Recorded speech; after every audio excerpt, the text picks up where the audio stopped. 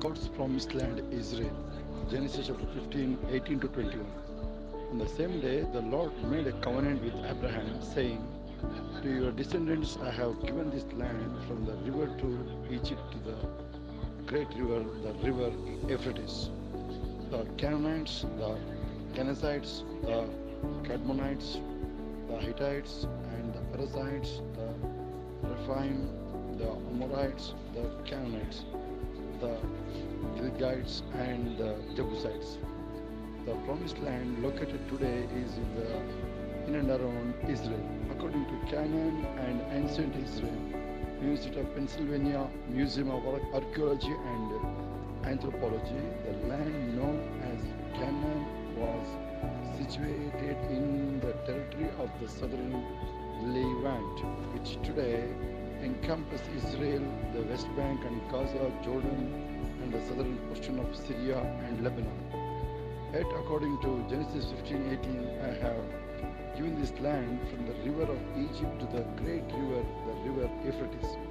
That means from the Egypt's Nile River to Iran's Euphrates River, and it covers up to 30% land of Saudi Arabia. Right now, Israel not even possesses 10% of actual promise to them by God Almighty.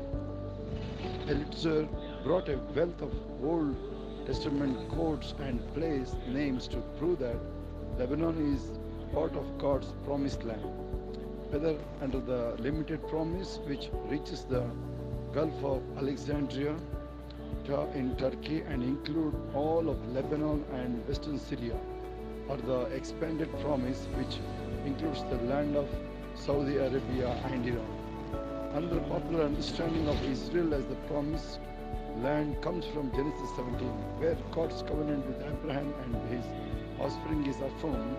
The God promises to be the God of Abraham's offspring and give them the land of Canaan for a perpetual holding. Israel's enemies will be put to shame. Psalms 83:16 to 18. Fill their faces with shame, that they might see your name, O Lord. Let them be confounded and dismayed forever. Yes, let them be put to the shame and perish, that they may know that you, whose name alone is the Lord, are the Most High over all the earth, all for Christ, Christ for all.